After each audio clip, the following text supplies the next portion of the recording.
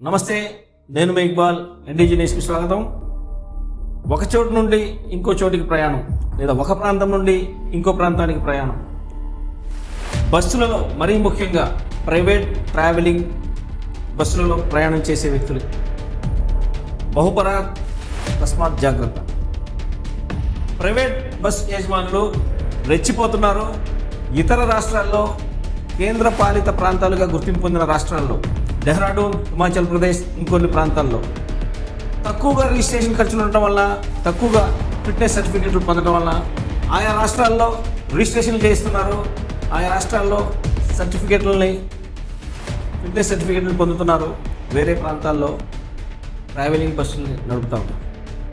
ఇది కేవలం national permit ఇవ్వటం వల్ల, ఈ రకమైనటువంటి కారణాల వల్ల ప్రైవేట్ ట్రావెలింగ్ యాజమాన్యం రెచ్చిపోతుందనేది ప్రజల్లో ముఖ్యంగా వినపడుతున్నటువంటి నినాదం. ఇది చట్టపరంగా అయినా భద్రతా లోపం తీవ్ర సమస్యగా పరిగణించాల్సి వస్తుంది. కొంతమంది బస్సు యజమానులు వాహనాలు రిజిస్ట్రేషన్ చేయించుకునేటప్పుడు బస్సు ఫిట్నెస్ గురించి కనీసం ఏ రకంగా ఉన్నా బస్సుని ఆయా ప్రాంతాలకు పంపించకుండానే వాళ్ళ ఫిట్నెస్ సర్టిఫికెట్లను పొందుతున్నారు, వాళ్ళ రిజిస్ట్రేషన్లు పొందుతున్నారు, వాళ్ళ ఇన్సూరెన్స్లను పొందుతున్నారు. ఇన్ని కారణాలున్నా రెచ్చిపోతున్న ప్రైవేట్ ట్రావెలింగ్ యాజమాన్యం భద్రతా ప్రమాణాలపై చాలా అనుమానాలు కలుగుతూ ఉన్నాయి.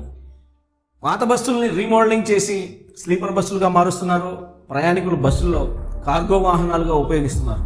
ఇంత చేస్తున్నా, ఇంత జరుగుతున్నా ప్రయాణించే వాళ్ళు ప్రయాణాలు చేస్తూనే ఉన్నారు. ప్రయాణం జరుగుతూనే ఉంది. మీరు ప్రయాణం చేసేటప్పుడు ఖచ్చితంగా ప్రశ్నించడం మొదలించండి. ఆ ప్రశ్న మీతో మొదలు పెట్టండి. ప్రజల్లో మార్పును తీసుకురండి, సమాజంలో మార్పును తీసుకురండి. టికెట్ బుక్ చేసుకున్నాడు కదా, అతనే వెళ్తాడులే, అతనే ఎక్కుతాడులే అని యాజమాన్యం నిర్లక్ష్య వైఖరిని వహిస్తుంది. మీరు ప్రశ్నించండి. ఫిట్నెస్ సర్టిఫికేట్ ఉందా, ఇన్సూరెన్స్ ఉందా లేదా, నీ బస్సుకి రిజిస్ట్రేషన్ ఎక్కడ ఉంది, ఏ రాష్ట్రంలో జరిగింది, ఎలా జరిగింది, ఫైర్ ఎక్స్టెన్షన్ ఉందా లేదా, ఇవన్నీ ప్రశ్నలు వేయండి.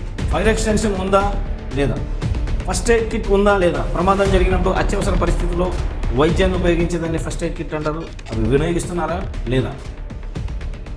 ఏ రకంగా కూడా మీరు ప్రైవేట్ యాజమాన్యాన్ని మిమ్మల్ని ఎవరైతే మీరు బుక్ చేసుకున్నటువంటి టికెట్ మిమ్మల్ని ఎవరైతే సాధారణంగా ఆహ్వానిస్తారో బస్సు లోపలికి వాళ్ళని ప్రశ్నించండి.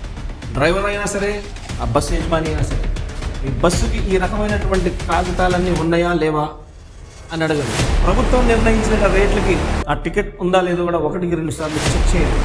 అవసరాలను బట్టి ప్రైవేట్ ట్రావెలింగ్ మాఫియా రెచ్చిపోతా ఉంది. ప్రయాణికులు ప్రయాణించే అత్యవసర విభాగాల్లో వాళ్ళు ఉన్నటువంటి పరిస్థితులకి అత్యవసరంగా వెళ్ళాలంటే వీక్లీ వన్స్ ఒక రేట్ ఉంటుంది, పండగలకి పబ్బాలకి ఒక రేట్ ఉంటుంది. ఈ రకమైనటువంటి రేట్ల విషయాల్లో కూడా తప్పక ప్రశ్నించాల్సిన అవసరం ఎంతైనా ఉంది. ప్రశ్నించినప్పుడే అన్ని మార్పులు జరుగుతాయి. ఈ రకమైనటువంటి పరిణామాల్లో ప్రైవేట్ బస్ ఆపరేటర్లు రిజిస్ట్రేషన్లో ఉన్నటువంటి లోటుపాట్లను ఉపయోగించుకొని వాటిని కట్టడి చేసే విధంగా ఆన్లైన్ సర్టిఫికేట్ వెరిఫికేషన్ సిస్టమ్ని ప్రభుత్వం ఏర్పాటు చేసే విధంగా చర్యలు తీసుకోవాలనే నినాదాన్ని కూడా ముందుకు తీసుకురండి. మారుతున్న కాలంలో, కదులుతున్న టెక్నాలజీలో ప్రభుత్వాలని ప్రశ్నించే సరైనటువంటి నిర్ణయంగా ప్రయాణికులు కూడా దిశానిర్దేశాన్ని ఇచ్చే, సలహాలు ఇచ్చే స్థాయికి ఎదగాలి. ఫిట్నెస్ సర్టిఫికేట్ లేకుండా నడిపే బస్సులపై భారీ జరిమానా వేయాలి. రిజిస్ట్రేషన్లు వేరే రాష్ట్రాల్లో చేసి ఒకే నెంబర్పై అనేక బస్సులు నడిపేటటువంటి ప్రైవేట్ యాజమాన్యంపై కఠిన చర్యలు తీసుకోవాలి. ఆయా ప్రాంతాల్లో ఉన్నటువంటి రిజిస్ట్రేషన్ ఒకే బస్సుల్ని అనేక రకాలుగా నడిపేటటువంటి యాజమాన్యాలపై తగిన చర్యలు తీసుకునే వరకు వెనుకడుగేసే ప్రసక్తి లేనంత నినాదాలు గట్టిగా తీసుకెళ్ళాలి.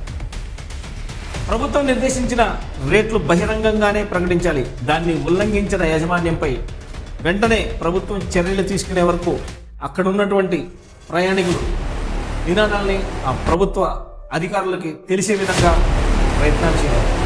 ఈ రకమైనటువంటి నిర్ణయాలు తీసుకుంటే తప్ప, ప్రజల్లో మార్పు వస్తే తప్ప, ప్రయాణికుల్లో మార్పు వస్తే తప్ప ప్రైవేట్ ట్రావెలింగ్ మాఫియాని అరకట్టలేమనే నినాదం చాలా గట్టిగా వినపడుతుంది. ప్రైవేట్ బస్సుల్లో ప్రయాణించే ముందు ప్రయాణం కన్నా సేఫ్టీని చూసుకోండి, ఆలోచించండి.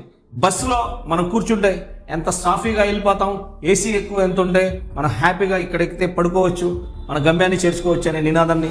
తొందరపడకండి, ఫిట్నెస్ సర్టిఫికెట్లు పరీక్షించండి, ఇన్సూరెన్స్ సర్టిఫికెట్లు పరీక్షించండి.